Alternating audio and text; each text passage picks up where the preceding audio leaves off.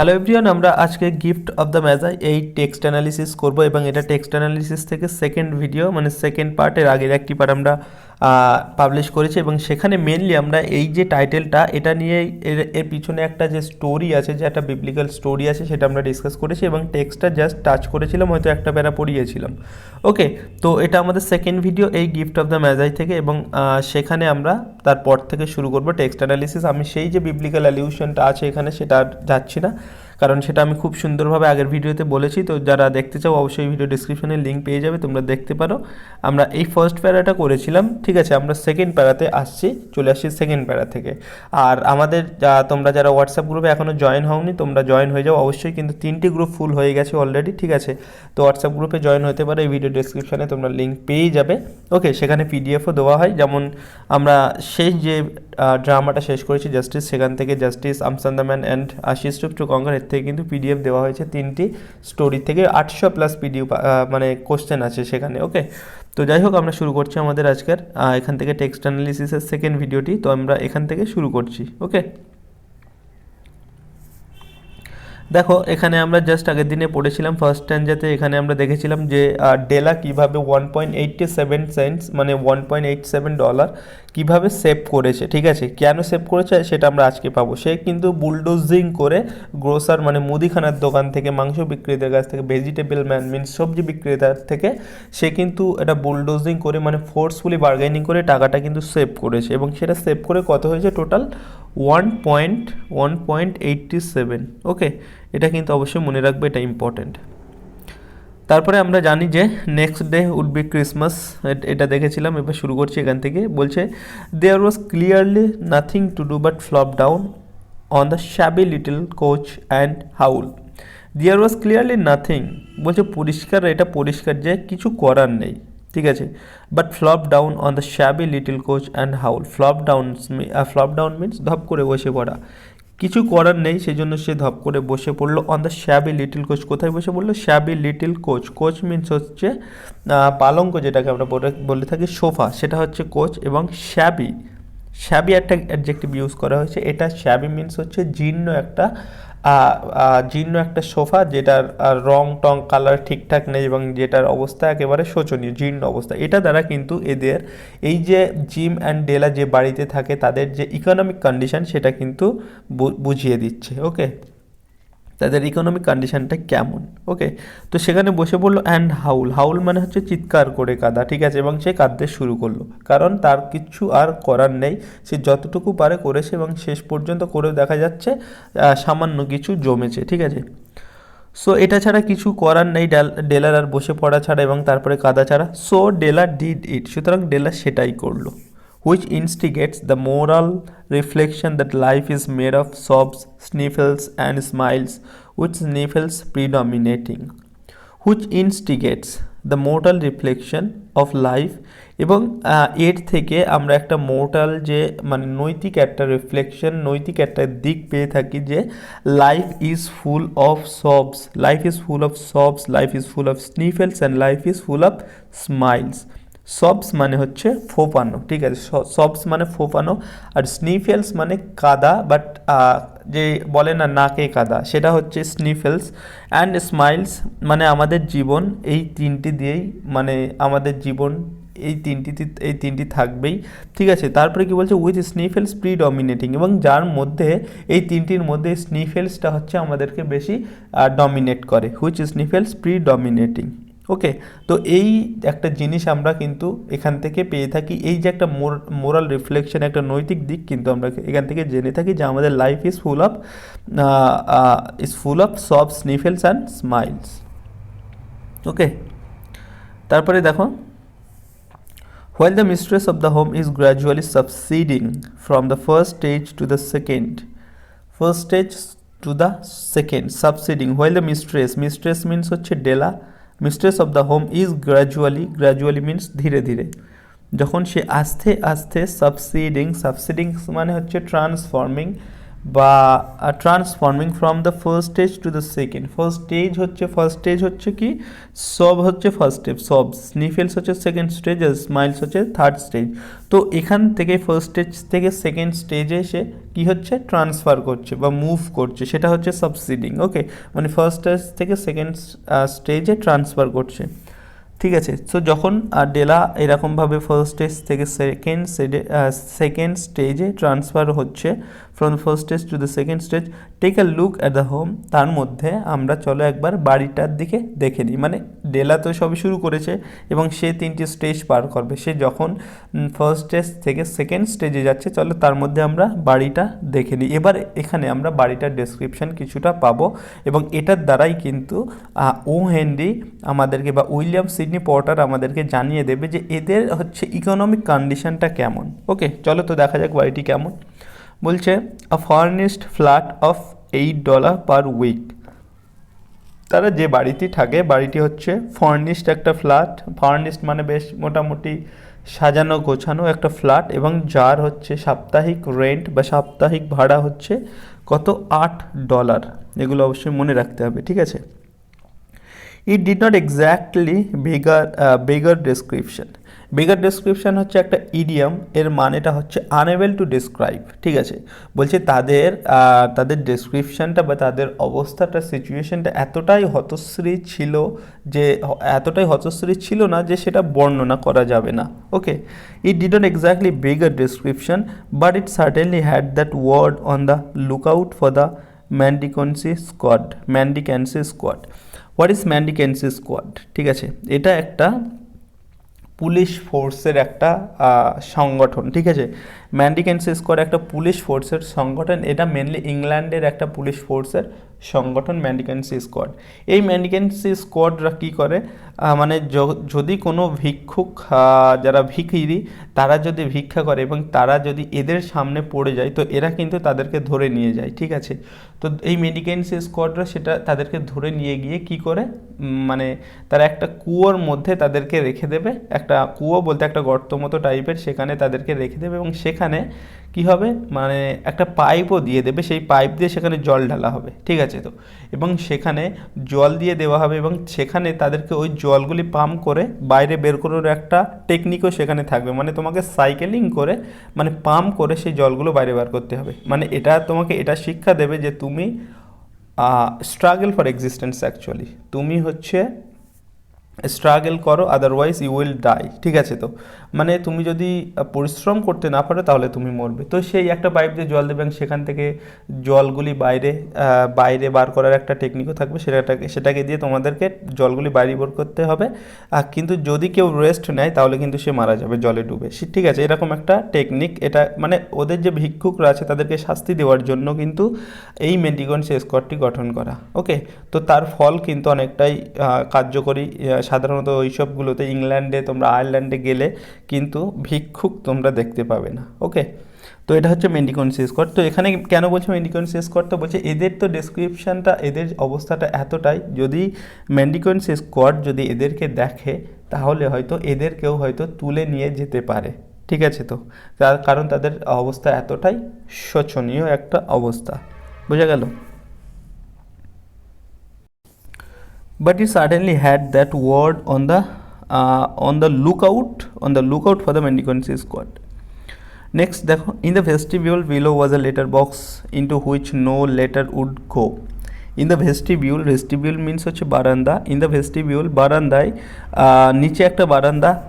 in the vestibule below was a letter box, তার মানে কি বারান্দার এখানে একটা লেটার বক্স আছে, into which no letter would go, but সেখানে কোনো লেটার পৌঁছায় না। মানে কেউ তাদেরকে লেটার লেখার কেউ নেই, লেটার তাদেরকে পাঠানোর কেউ নেই। কারণ অ্যাকচুয়ালি কী হয়, যারা দেখবে একটু পভার্টির মধ্যে থাকে তাদের সঙ্গে কিন্তু ঠিক একটা যোগাযোগ মানুষ রাখতে চায় না। ঠিক আছে, তো এটা দ্বারা আমাদেরকে ওহেনরি এটাই হিন্টস দিচ্ছে যে তারা কিন্তু যথেষ্ট, তাদের ইকোনমিক কন্ডিশন যথেষ্ট ডাউন, সেই জন্য তাদের এখানে কোনো লেটার পৌঁছাতো না। বাট তারা যদি বড়লোক হতো, তারা যদি রিচ হতো, অবশ্যই কিন্তু তাদের আত্মীয় স্বজনরা থাকতো, তারা লেটার লিখতো, এরকম একটা ব্যাপার। ঠিক আছে, তো একটা লেটার বক্স আছে বটে, বাট সেখানে লেটার পৌঁছায় না। And an electric button from which no mortal fingers could coax a ring, এবং সেখানে একটা electric button means electric bell আমরা যেমনটা বাড়ির সামনে লাগিয়ে থাকি, মানে বাড়ির ভিতরে কাউকে ডাকার জন্য, সেরকম একটা ইলেকট্রিক বেলও আছে এবং তার একটা বাটনও আছে। বাট সেই বাটনটিতে কোনো মোর্টাল ফিঙ্গার মিন্স হচ্ছে কোনো মানুষ, জীবন্ত কোনো মানুষ হয়তো সেখানে তাদের আঙুলের ছাপ পড়েনি এবং সেখান থেকে কোনো আওয়াজ এখনও কোনো মানুষের দ্বারা হয়নি। শখ করে একটা লাগিয়েছিল, বাট মানে এটার দ্বারাও এটাও বোঝাচ্ছে যে তাদের কোনো মানে লোকজন বা কোনো আত্মীয় স্বজন নেই, ঠিক আছে তো, বা তাদের বাড়িতে কারো যাওয়া আসাও নেই। যদি যাওয়া আসা থাকতো তাহলে সেগুলি প্রেস করতো, আওয়াজ হতো, সেরকমটা হতো। বাট এখানে এটাই বোঝাচ্ছে যে কোনো মোর্টাল ফিঙ্গারের আঙুলের ছাপ আজ পর্যন্ত সেই বাটন, ইলেকট্রিক বাটনে কিন্তু পড়েনি, ঠিক আছে। Also appertaining thereunto was a card bearing the name Mr James Dillingham Young. Okay, তো এইবার আমরা একটা নাম পেলাম, এর আগে আমরা একটা নাম পেয়েছিলাম ডেলা, এবার আমরা আবার একটা নাম পেয়েছি যেটার নাম হচ্ছে জেমস ডিলিংহাম ইয়াং। এটা হচ্ছে ফুল নেম, ঠিক আছে। আর ফুল নেম মানে হচ্ছে জিমের ফুল নেম হচ্ছে এটা। তাহলে কি বলছে দেখো, অলসো অ্যাপারটেইনিং মিনস হচ্ছে বিলঙ্গিং, ঠিক আছে। Also appertaining thereunto was a card bearing the name Mr James Dillingham Young, এবং সেখানে একটি কার্ডও আছে, ঠিক আছে। তো সেখানে একটি কার্ড করা আছে, একটা বোর্ড করা আছে, সেখানে কার্ডবোর্ড করা আছে এবং সেখানে নাম লেখা আছে মিস্টার জেমস ডিলিংহাম ইয়াং। এটা হচ্ছে বাড়ির যে ওনার, ঠিক আছে। তো বাড়ির ওনারের নামটা সেখানে লেখা আছে, ওকে। The Dillingham had been flung to the bridge during a former period of prosperity when its possessor was being paid $30 per week. তো কি বলছে, সেই যে মিস্টার জেমস ডিলিংহাম ইয়াং নামটি লেখা আছে পুরো, এই যে পুরো নামটি আছে, সেখান থেকে ডিলিংহাম কথাটি had been flung to the breeze during a former period of prosperity when its possessor was being paid $30 per week. সেখান থেকে ডিলিংহাম নামটি কি হয়েছে, had been flung to the breeze, মানে ঝোড়ো বাতাসে সেই ডিলিংহাম নামটি উল্টো পাল্টা হয়ে গেছে, ঠিক আছে। তো এটার দ্বারা এটাও বোঝানো হচ্ছে, এটাও হিন্টস দিচ্ছে যে একটা ঝড় তাদের মধ্যে, তাদেরকে একটা পভার্টির একটা ঝড় এসে তাদের কিন্তু সব কিছু উল্টোপাল্টা করে দিয়েছে, মানে তাদের অবস্থা কিন্তু শোচনীয় হয়ে গেছে, ঠিক আছে। তো তাই সেজন্য ডিলিংহাম কথাটি সেই ঝড়ে, ঠিক আছে, তো উল্টোপাল্টা হয়ে গেছে যখন কি বলছে, when its possessor was being paid $30 পাই, যখন ডিলিংহামের সাপ্তাহিক ইনকাম $30 ছিল, ঠিক আছে। তো একটা টাইম ছিল যখন ডিলিংহামের সাপ্তাহিক ইনকাম $30 ছিল, বাট সেটা শ্রাঙ্কেন হয়ে কিন্তু $20 হয়েছে, ঠিক আছে। Now when the income was shrunken to $20 through they were thinking seriously of contracting a modest and unassuming D, যার ফলে কি হচ্ছে, তার একটা টাইমে ইনকাম ছিল 30, বাট সেটা শ্রাঙ্কেন হয়েছে এবং সেটা শ্রাঙ্কেন হয়ে $20 এসছে।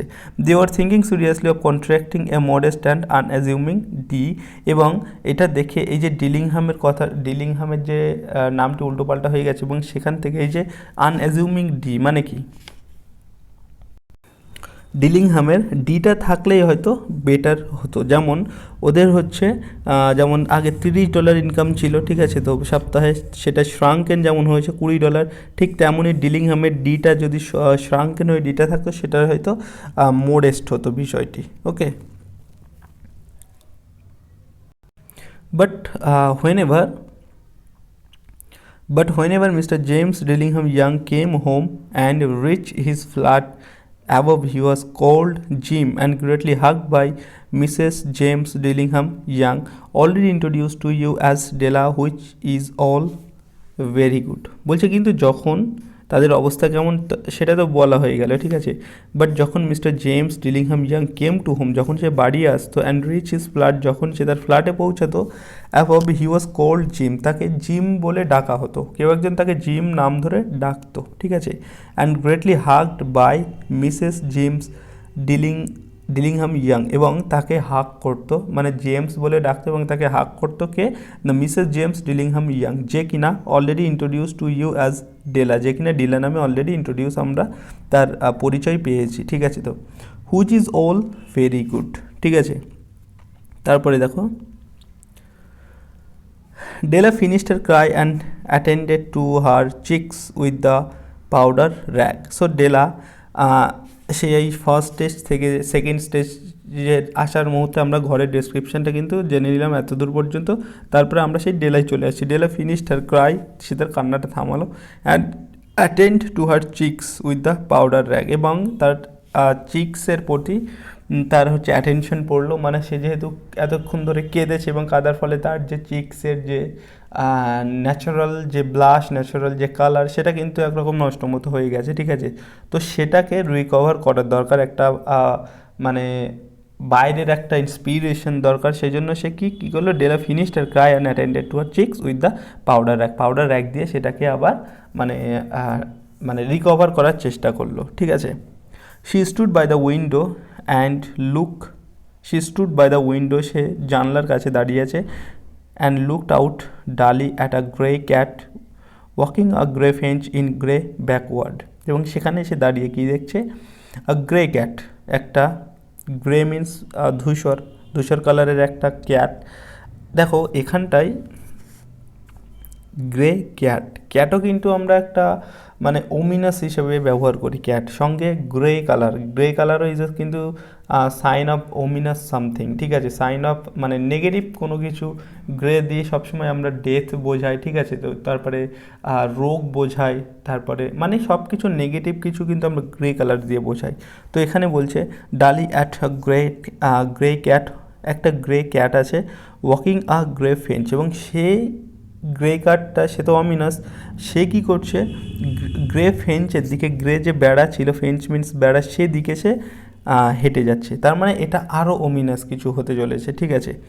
ইন আ গ্রে ব্যাকওয়ার্ড, তিনটে গ্রে আছে, এবং সেই মানে ব্যাকওয়ার্ড মানে পিছন দিকে, বাড়ির পিছন দিকের একটা গ্রে বেড়া আছে, সেই বেড়ার দিকে একটা গ্রে ক্যাট হেঁটে যাচ্ছে, সেটা ডেলা দেখলো। মানে এদের আরও কিন্তু ওমিনাস কিছু হতে চলেছে, তার একটা ইঙ্গিত দিয়ে দিল, ঠিক আছে, ওহেন্ডি দিয়ে দিল।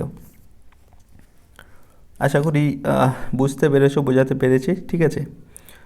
তবুও কোথাও বুঝতে অসুবিধা হলে অবশ্যই কমেন্ট করো, আমি তোমাদের ডাউট ক্লিয়ার করে দেবো, ওকে। আর এভাবেই আমরা তোমাদের ক্লাস প্রোভাইড করতে থাকবো। টেটের জন্য কিন্তু ইংলিশ গ্রামারের উপরে আমরা ক্লাস শুরু করেছি অলরেডি।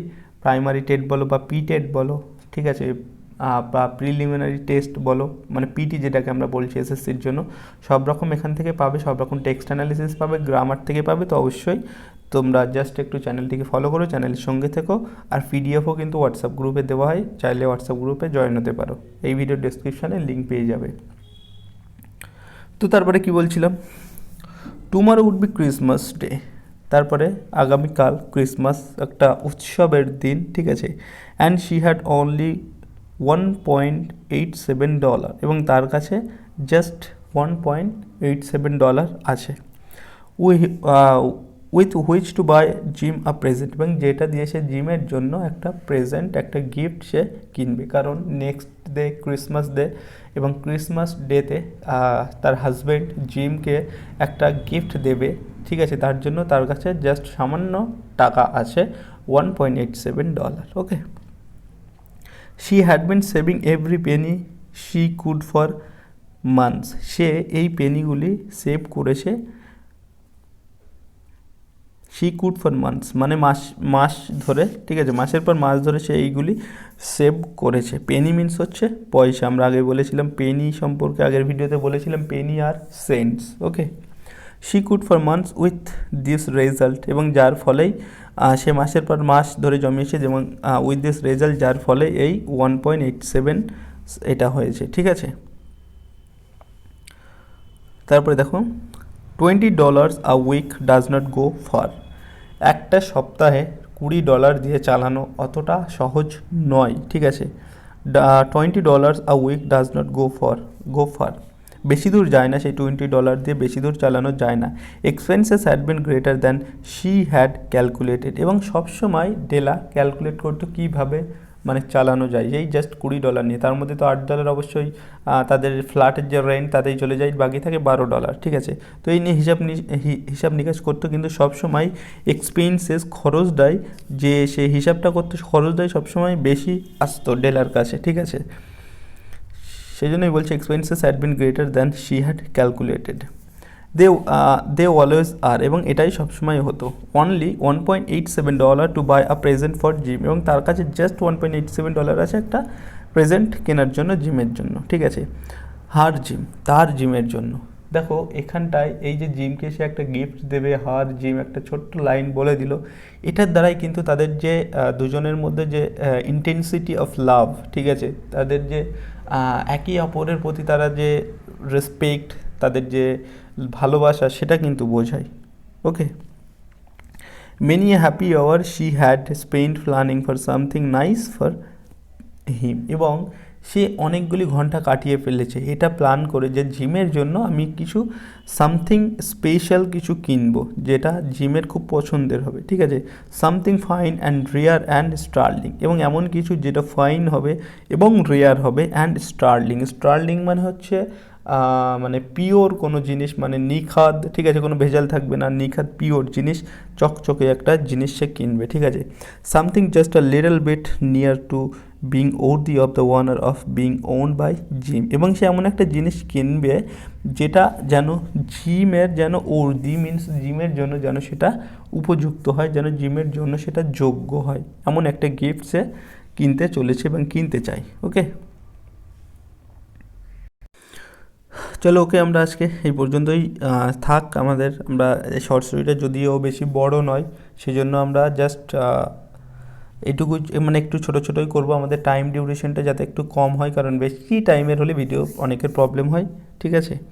তো আমরা জাস্ট 5টি পার্ট করবো এখান থেকে, 5টি থেকে 6টি ভিডিও হবে, আমাদের টেক্সট অ্যানালাইসিস হয়ে যাবে। তো অলরেডি এটা ধরে 2টো হয়ে গেছে, আর জাস্ট হয়তো 3টে থেকে 4টি হবে, আমরা তার মধ্যে এটা কমপ্লিট করে দেবো। ওকে, তো আমরা এখানে শেষ করছি। আশা করি সবাইকে বোঝাতে পেরেছি। তবুও যদি আর কোনো ডাউট থাকে অবশ্যই কমেন্ট করবে, আমি সেখানে তোমাদের আনসার দিয়ে দেবো, ঠিক আছে। তো এখানেই শেষ করলাম মোটামুটি আমরা আমাদের আজকের ভিডিও।